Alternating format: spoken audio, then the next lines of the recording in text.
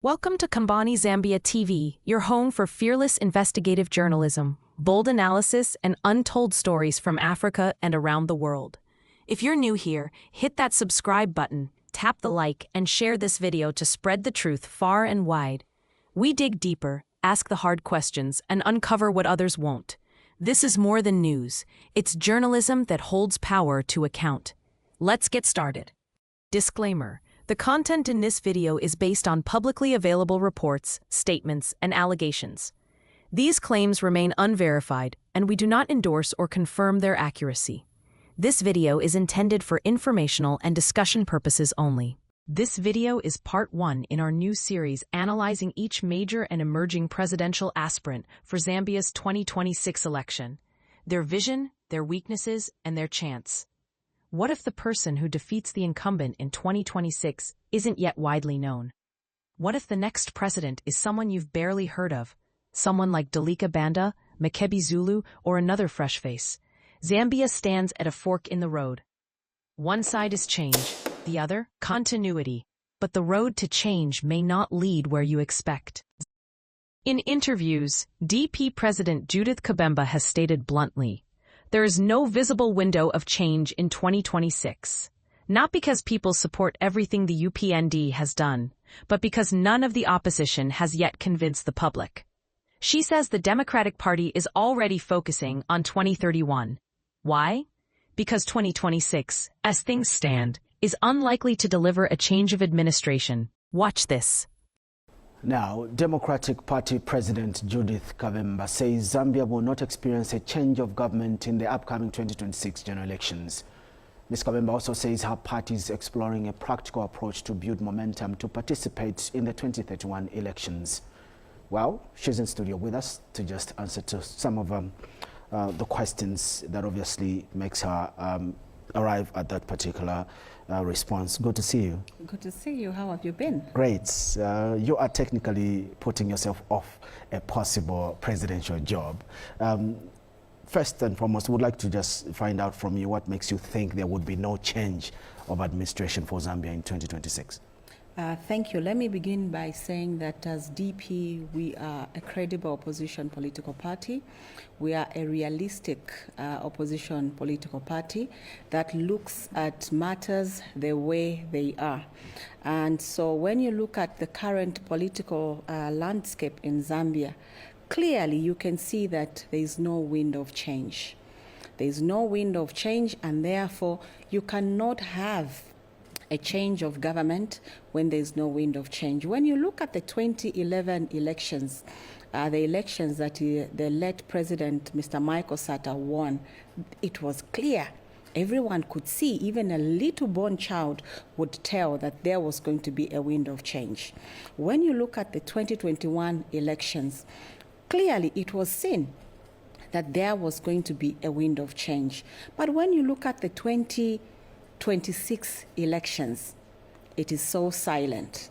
This means that the people of Zambia are happy with what is happening. Let's connect to the next question. It seems to be in the direction that you are responding to.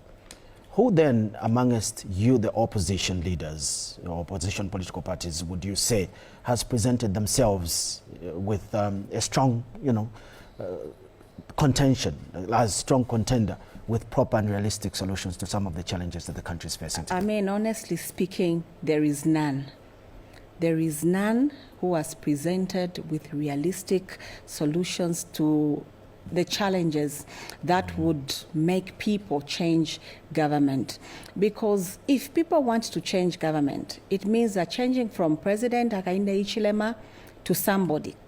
But who is that somebody who is going to replace President HH?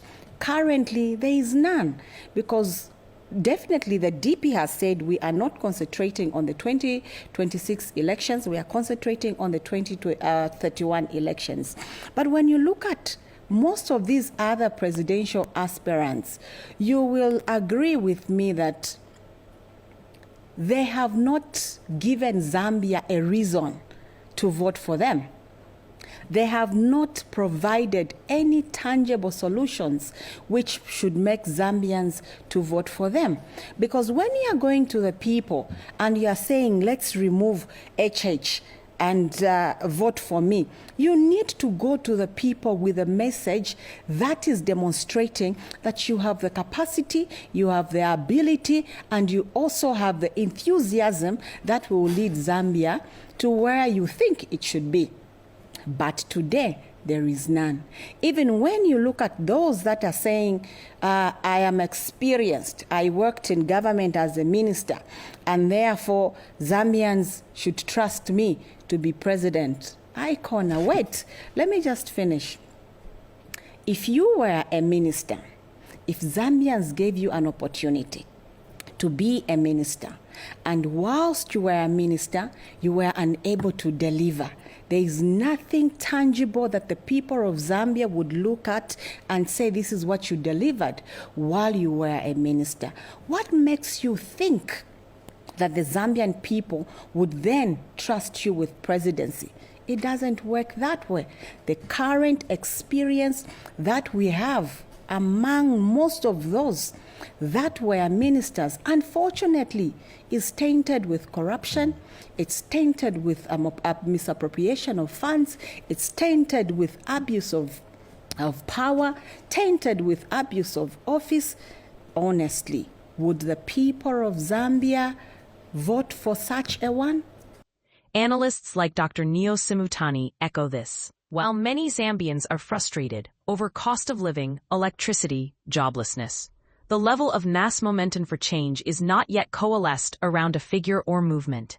That puts the opposition in a difficult position, wanting to offer alternatives, but lacking a strong, unified narrative or a widely trusted person. Let's profile some of the aspirants with rising profiles or declared interest. Dolika Banda, former chair of ZCCMIH, Global Governance and Investment Experience. She has formally declared interest in presidency. She speaks integrity and accountability. She resigned from her position because she claimed political interference and says leadership must be more than empty promises. However, her attempt to align with the PAC, People's Alliance for Change, broke down. She says the constitutional or procedural standards didn't meet her threshold. Mweenda Zulu, PF member, reputation for being law-grounded, principled, rising as someone PF cadres are starting to talk about as a credible future standard bearer, has been vocal about constitutionalism, warning against power grabs, insisting institutional legitimacy and public input must be respected. Whether or not he formally declares, he's building moral leverage and visibility inside PF and among legal, middle-class observers. Given Lubinda and PF internal field, Lubinda remains a central PF Tonse figure. It is possible PF will field Lubinda again, or somebody from the PF establishment who can unite the party base, if they manage to ward off internal splits. Internal PF dynamics of succession, legitimacy, factional control will likely churn in the lead-up. The field might include names like Mweenda Zulu, possibly others. Other aspirants, Mpundu, Mundubile, KBF, etc., they have potential in terms of youthful support, discontented voters, social media traction. But as of now, none seems to have the full package of national infrastructure, alliances, or proven performance that voters commonly want. What the people want versus what they've been shown. There is palpable anger over living costs, schools, health, food, electricity. Words like unaffordable and unjust appear frequently. But there's also fatigue. People are wary of false promises, political theatricality, and leaders who only emerge every few years. The common refrain. If someone wants us to change, they must show us how life will be different.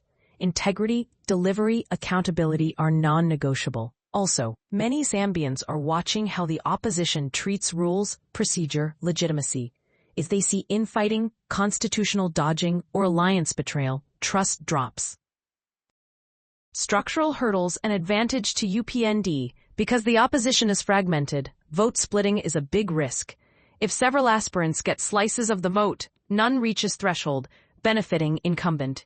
Incumbents often benefit from better resources, state media, policy announcements, budgets, and UPND already has visibility. Constitutional eligibility, nomination fees, party endorsement rules, etc., can be manipulated or used as gatekeeping tools. Regional alignments matter. Overlapping home regions of aspirants can dilute their base. Rural versus urban divides, ethnic, regional loyalties still play nuanced roles. Possibilities and what to watch for. Will Dolika Banda manage to build a credible national campaign? Her performance in upcoming conventions or alliances will be critical. Will Makebi Zulu declare early and build a PF coalition behind him that can survive internal PF strife? Will opposition parties coalesce before nominations, e.g. Tonse split? Do Lubinda faction and Tembo factions heal enough to present a unified front? Are there surprise candidates yet to emerge? Someone from civil society, non-political background who captures the mood. If the opposition fails to unite and fails to nominate someone credible and visible, UPND and Hichilema likely hold power in 2026, possibly another full 5-year term. Zambia's 2026 election is not only about who's on the ballot, it's about whether voters believe in change. The next few months will be decisive: declarations, alliances, campaign messages, public visibility. This series will track each aspirant. Coming episodes will focus deeply on Dolika Banda, Makebi Zulu, Given Lubinda, Sean Tembo, KBF, Mundabile, etc. Subscribe, hit the bell, not to miss profiles, interviews, debates. And subscribe to The Voice of Zambia. Tell us in comments, who among these aspirants gives you hope? Who do you believe could beat HH in 2026? Support means the world and helps us create more awesome content. Got something to say? Drop a comment below. We want to hear your thoughts and ideas. Let's chat. And hey, if you think your friends would enjoy this, share it on YouTube. Spread the love and help our community grow. Thanks for being part of our journey. Let's keep it going.